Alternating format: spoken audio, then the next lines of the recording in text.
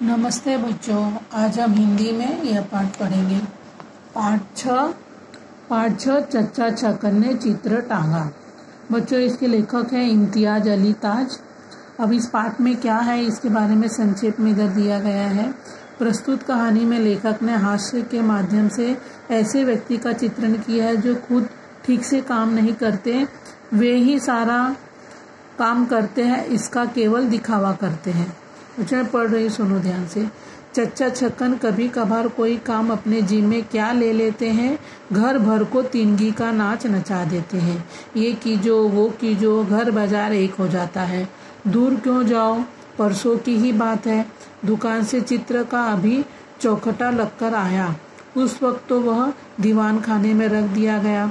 शाम कहीं चच्ची की नज़र उस पर पड़ी तो बोली, छुट्टन के अब्बा, चित्र कब से रखा हुआ है, देखो बच्चों का घर ठहरा, कहीं टूट फूट गया तो बैठे बिठाए ₹1-2 का धक्का लग जाएगा। कौन टांगेगा इसको? टांगता और कौन? मैं खुद टांगूंगा। कौन सी बड़ी बात है, मैं अभी सब कुछ खुद ही किए लेता हूँ। कहने के साथ ही शेरवानी उतार चच्चा चित्र टांगने को तैयार हो गए। इमामी से कहा, बीवी से 2 आने पैसे लेकर किले ले आ। इधर वो दरवाजे से निकला। उधर मौदे से कहा, मौदे जाना इमानी के पीछे, कहो 3-3 इंच की हो किले, भाग कर जा पकड़ लो उसे रास्ते में ही। लीजिए, चित्र टांगने का काम शुरू हो गया। अब आई घर भर की शामत बच्चों, घर भर मुसीबत अब आ गई। सुनो, नन्हे को पुकारा, ओ नन्हे, जाना जरा हथौड़ा ले आना, सीढ़ी की जरूरत भी तो होगी हमको। अरे भाई लल्लू, जरा तुम जाकर किसी से कह देते सीढ़ी यहाँ लाकर लगा दे, और हाँ देखना वो लकड़ी के तख्ते वाली कुर्सी भी ले आते तो खूब होता। चुट्टन बेटे, चाय पी ली? जरा जाना तो अपने उन हमसाए मीर बाकर अली के घर कहना, अब्बा ने सलाम कहा है और पूछा है आपकी टांग अब कैसी है, और कहियो वो जो है ना आपके पास, क्या नाम है उसका, ए लो भूल गया, पलूल था कि टलूल, न जाने क्या था, खैर वो कुछ भी था। मैं तो यूं कह दीजो कि वो जो आपके पास आला है ना, जिससे सीध मालूम होती है, वो जरा दे दीजिए, चित्र टांगना है। जाइयो मेरे बेटे, पर देखना सलाम जरूर करना, और टांग का पूछना न भूल जाना। अच्छा, हे ठहरे रहो, सीढ़ी पर रोशनी कौन दिखाएगा हमको। आ गया इमामी, ले आया किले, मौदा मिल गया था, 3-3 इंच ही की है ना, बस बहुत ठीक है। ये लो सुतली मंगवाने को तो ध्यान ही नहीं रहा, अब क्या करूं।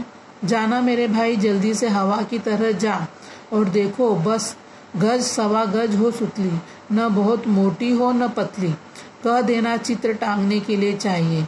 ले आ दद्दू मियाँ, इसी वक्त सबको अपने अपने काम की सूझी है, यूं नहीं कि आकर जरा हाथ बटाएं। लीजिए साहब, जैसे तैसे चित्र टांगने का समय आया, मगर जो होना था वही हुआ। चच्चा उस चित्र को उठाकर जरा वजन कर ही रहे थे कि हाथ से छूट गया, गिरकर शीशा चूर चूर हो गया, मतलब शीशा टूट फूट गया।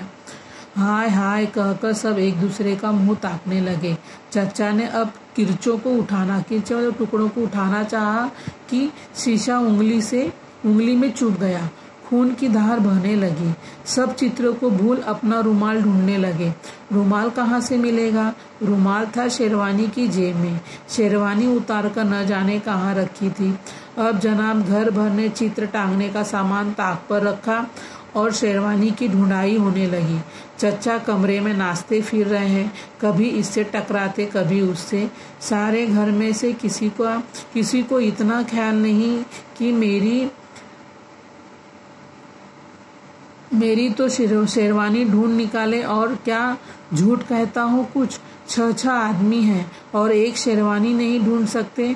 अभी 5 मिनट भी तो नहीं हुए, मैंने उतार कर रखी है भाई। छक्कन मियाँ बड़बड़ा उठे। इतने में चच्चा किसी जगह से बैठे बैठे उठते हैं और देखते हैं कि शेरवानी पर ही बैठे हुए थे। अब पुकार कह रहे हैं, अरे भाई रहने देना, शेरवानी ढूंढ ली हमने। तुमको तो आंखों के सामने बैल भी खड़ा होता नजर नहीं आता। आधे घंटे तक उंगली बंधती बंधाती रही।